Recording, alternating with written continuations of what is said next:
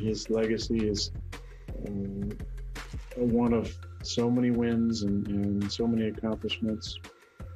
And I've been a fan of his for a long time and enjoyed the few times we got to play. I remember when I heard the news about him coming to the NFC, I thought this was a real possibility. And I'm excited about the opportunity to play against him one more time. Aaron Rodgers getting ready to face Tom Brady. Peter, for a while we thought we would see Aaron Rodgers and Tom Brady cross paths in a Super Bowl. That almost happened 6 years ago today. At least that's when the Packers would have punched their ticket. That's when they blew that huge lead in Seattle, and it was Russell Wilson versus Tom Brady in Super Bowl 49. I'll take it in the NFC Championship game. We prefer it in the Super Bowl. We'll take it in the NFC Championship game. Two great legacies, two of the greatest quarterbacks of all time. What more could you ask for in a conference championship game? Oh, wait, we've got Patrick Mahomes and Josh Allen, the two best quarterbacks right now in the NFL, on the front end of their careers, and the two best of all time on the back end of their careers. I don't think people really appreciate how special this day is going to be. I totally agree, Mike. I mean, first of all, we're talking about two of the best 10 quarterbacks who ever lived are meeting. And it's one thing to say, when the history books look at this, they'll say, two quarterbacks combined age of 80, how great can it be? But what I would counter by saying is that you tell me how many better years has Aaron Rodgers had in his life than this one. And you know what it is? Big goose egg. How many better years has Tom Brady had than this one? One. So you're looking at two guys who, even though, they average 40 years old, are in their primes. And, no one can believe that. No one will believe that years from now. But just as Aaron Rodgers is maybe the smartest person in the National Football League, and I don't mean just about football, I mean Alex Trebek-like smart.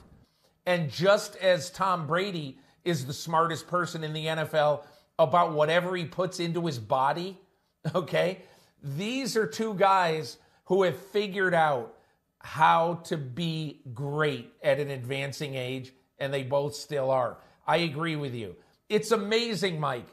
This is the preliminary game. This is the first game. And, normally you would say, oh, my God, put that where it'll get the maximum crowd. I think this will be one of the great ratings in NFL history for that first, conference championship game. Well, and these two games, Peter, give the best evidence for what I've been clamoring for the past few years, which is Sunday night, Monday night conference championship games. Put them both in prime time. You've got 13 days for the team that wins on Monday night to get ready for the Super Bowl. You can't say there's a disadvantage to that. You don't have to play both of those games the same day. But maybe this is the moment. Between that and all the flexibility that's been cooked into the schedule this year due to the COVID pandemic, maybe the NFL finally realizes these games don't have to be back-to-back anymore. We can do Sunday night, Monday night, and the numbers would be even more astronomical, especially with these two games. Mike, I think you're going to see three new things in the next television contract.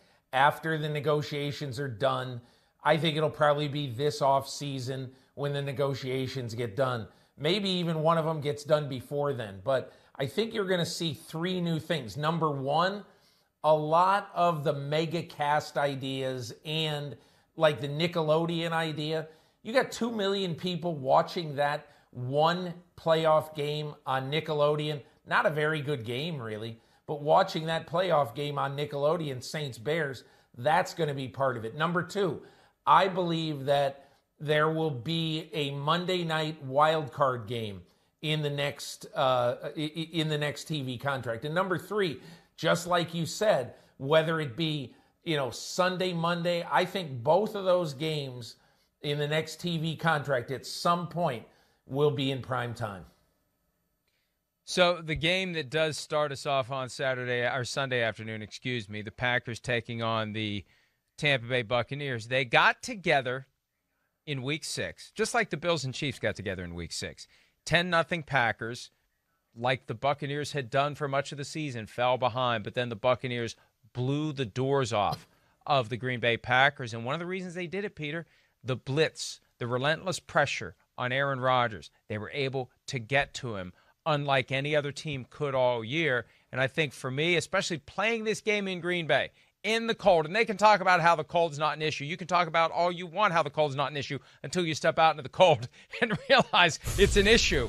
But the Bucs are going to need to replicate that defensive performance if they're going to have a shot at holding Aaron Rodgers and company in check. Here's the funny thing about that last game. I look back at it this week, Mike, and, it's amazing. The Packers go up 10-0 early, and it really looks like it's going to be a mismatch for about 10 or 15 minutes. And then Rodgers throws the interception to Jamel Dean. Dean returns it for the touchdown, and all of a sudden the onslaught is on. I think that over the course of the year, we have seen that Tampa can be a momentum defense. You saw it in that game. You saw it a little bit on Sunday against Drew Brees and the Saints. And that is what Aaron Rodgers, I believe, has been studying this week. And it's not just, don't make the big mistake. No, duh. But it is, don't give that defense an opportunity to get rolling. So I think it's going to be kind of a big day for a lot of the play action passes, a lot of the Robert Tonyan stuff, and just, if necessary, control the clock.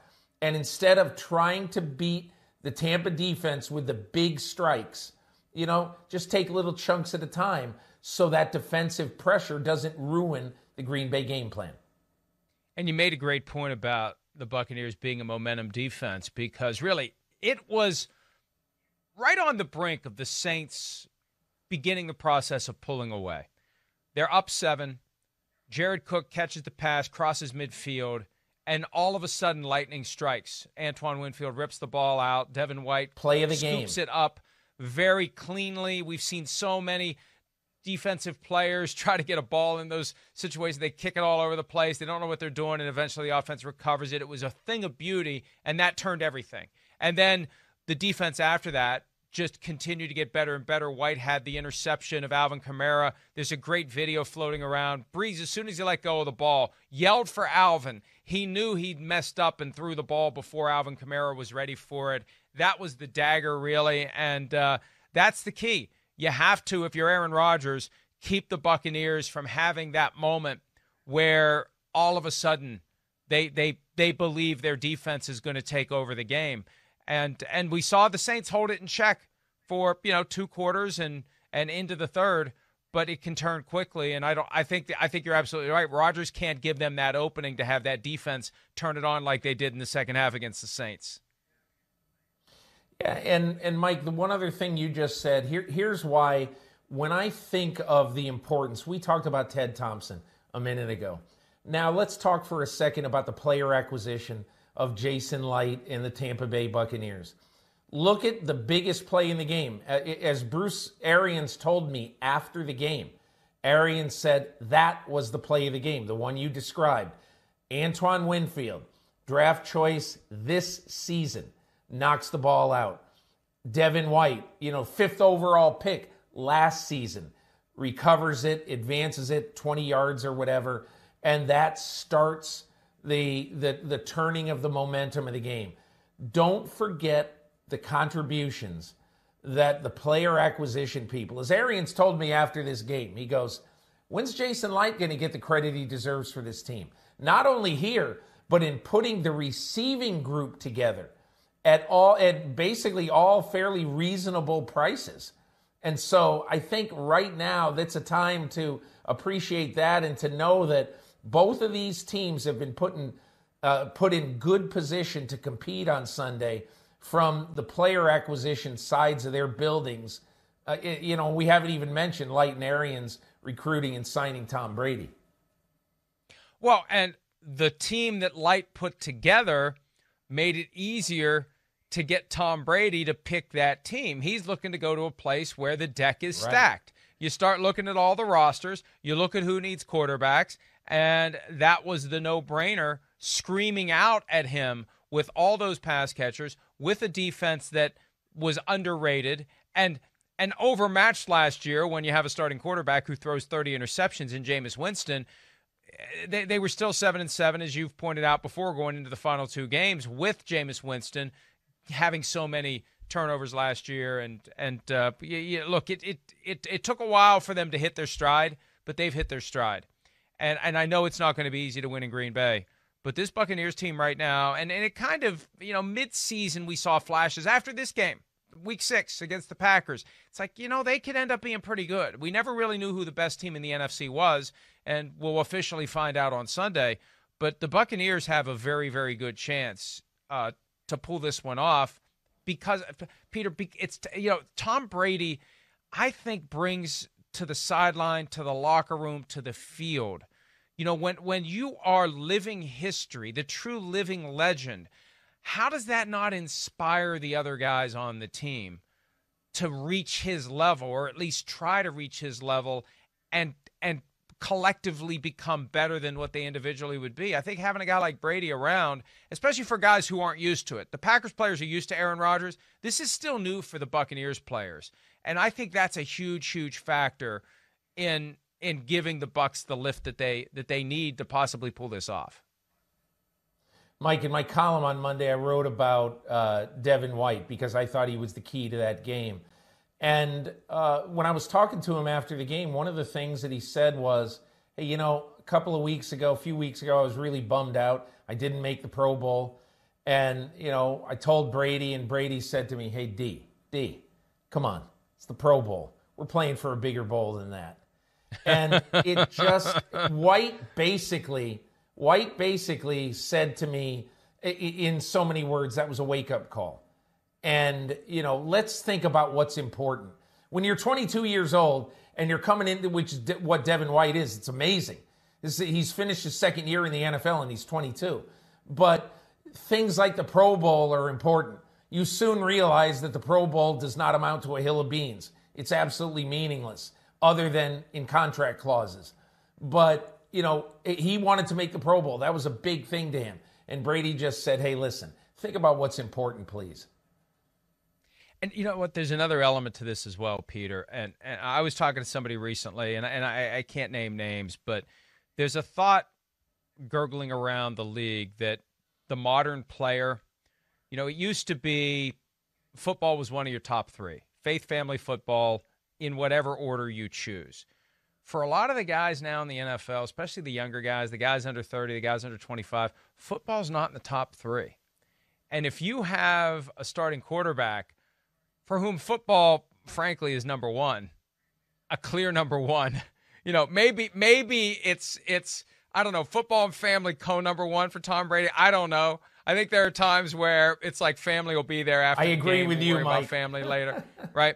But when you have that guy who is there to influence this group of young guys for whom football may not be in the top three anymore or ever was, that football is a means to a different end, that's a powerful thing when you've got that guy who isn't the coach. He's on the field. He's in a helmet. He's part of the effort to win. That has a powerful, your story about Devin White, that's just a tangible example of what Tom Brady does. Who gives a, sorry, I almost said the word, about the Pro Bowl? Who cares? But you need a guy like that in your locker room to send that message, and not every team has that, Peter. After the game, when I was talking to Arians, he gave Brady tremendous credit for both helping him coach a lot of these guys on offense, which I saw firsthand in August, coaching O.J. Howard all through a practice. But the other thing that was so notable from Arians is that he basically said, listen, I want Tom Brady to rub off on the guys in this locker room. And one of the ways that Brady does that is that kind of story. And another story that just really sticks in my head. When I talked to him after the comeback against Atlanta, and I said something to the effect of, don't you ever want to go out and have 9 beers with your buddies? And he goes, Peter, I've done that. I've done that, and it's fun. And maybe one day I'll do it again. But right now, this is fun. and trying to, make my body basically perfect so that I can do this for as long as I can, that to me is fun. And so that is the kind of stuff that Antoine Winfield Jr. is going to want to hear, that Jamel Dean is going to want to hear, that Mike Evans doesn't have to hear it because he knows. But, young guys, Scotty Miller, Ronald Jones, these are guys who Tom Brady is going to be influencing for the rest of their time in football, no matter how long Brady plays for the Bucs. Hi, I'm Mike Tirico, and thanks for watching. Make sure to hit subscribe for the latest news and highlights from NBC Sports.